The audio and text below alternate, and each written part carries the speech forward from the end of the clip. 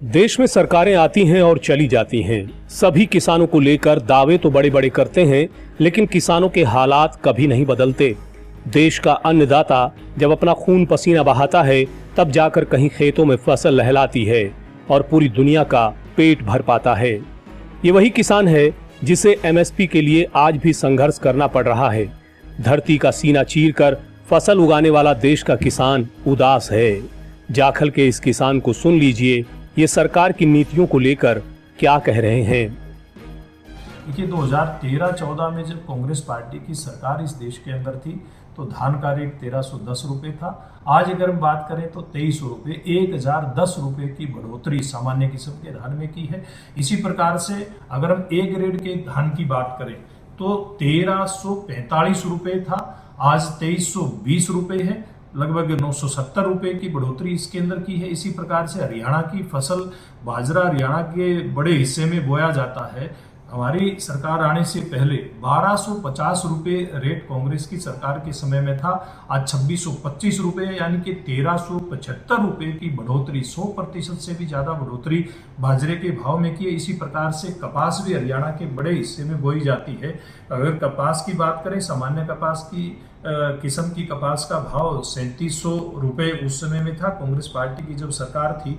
आज 7121 रुपये इसका रेट घोषित किया है, तो 3450 रुपये के आसपास की बढ़ोतरी इसमें हुई। इसी प्रकार से कपास जो उच्च क्वालिटी की कपास होती है उसका 4000 रुपये उस समय रेट था, आज ये बढ़ करके 7521 रुपये हुआ है। तो 3521 रुपये की बढ़ोतरी इसमें हुई है, यानी कि गुणात्मक बढ़ोतरी नरेंद्र मोदी जी के नेतृत्व में सब प्रकार की फसलों के दामों में हुई है। और मैं देश के प्रधानमंत्री नरेंद्र मोदी जी का इस बात के लिए हरियाणा प्रदेश के खास करके किसानों की तरफ से मैं बहुत उनका अभिनंदन करता हूं और बहुत बहुत धन्यवाद करता हूं। ये उम्मीद करता हूं और बल्कि विश्वास व्यक्त करता हूं कि नरेंद्र मोदी जी के नेतृत्व में भविष्य में भी किसान हित के फैसले इसी प्रकार से लिए जाएंगे। जाखल में किसानों का ये धरना कहता है कि आज भी इन्हें अपनी मांगों को लेकर संघर्ष करना पड़ रहा है। संघर्ष निरंतर जारी है, बस इसी उम्मीद के साथ कि उनकी मांगें जरूर पूरी होंगी।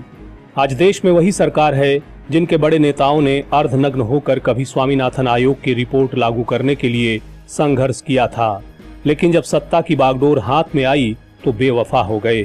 भाजपा के राज्यसभा सांसद जो आज एमएसपी को लेकर प्रधानमंत्री नरेंद्र मोदी के कसीदे पढ़ रहे हैं, उस प्रदर्शन में ये भी शामिल थे, लेकिन दौर बदला तो तेवर भी बदल गए।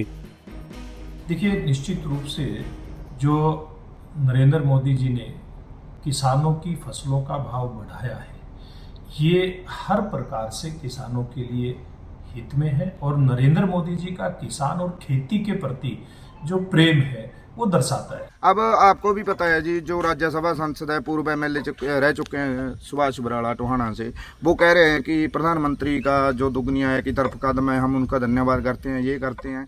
हम उनसे पूछना चाहते हैं कि 2013 में बीजेपी के अनिल विज, सुभाष बराड़ा और कई नेता इनके साथ थे। इन्होंने एक प्रदर्शन किया था किसानों के हक में और इनकी मांग थी कि जो किसानों की एमएसपी है, जो धान और गेहूं की फसल की, उसका एमएसपी 2400-2300 रुपये प्रति क्विंटल किया जाए। ये 2013 की बात है और 10 साल गुजरने के बाद, दोगुनी आय का नारा देने के बाद 10 साल में ये अपना उसको 2300-2400 नहीं कर पाए, जबकि ये खुद 2013 में खुद अपनी मांग रख रहे थे कि किसानों को 2400 रुपये एमएसपी मिलना चाहिए। 10 साल बाद भी ये 2400 एमएसपी उसका गेहूं का और जीरी का नहीं दे पाए। जी, आप खुद समझ सकते हैं इनकी बातों में और जो कागजों में हकीकत में क्या क्या फर्क होता है। एमएसपी की गारंटी को लेकर किसानों ने सड़क से लेकर संसद तक अपनी आवाज बुलंद की, लेकिन मांग तो पूरी नहीं हुई। बदले में आंसू गैस के गोले, रबड़ की गोलियां, बैरिकेड से इनका स्वागत जरूर किया गया। अब सवाल ये उठता है कि क्या देश के किसानों को ऐसे ही संघर्ष करना पड़ेगा, या कभी वह सुनहरा दिन भी आएगा जब खेतों में पसीना बहाने वाले किसान के चेहरे पर संतोष की मुस्कान होगी और वह खुशी से अपने खेतों में ट्रैक्टर दौड़ाता हुआ सरकार की नीतियों पर फक्र कर रहा होगा। लेटेस्ट वीडियोस के लिए अभी सब्सक्राइब करें A1 हरियाणा को और प्रेस करें बेल आइकन ताकि सभी अपडेट्स आपको मिले सबसे पहले।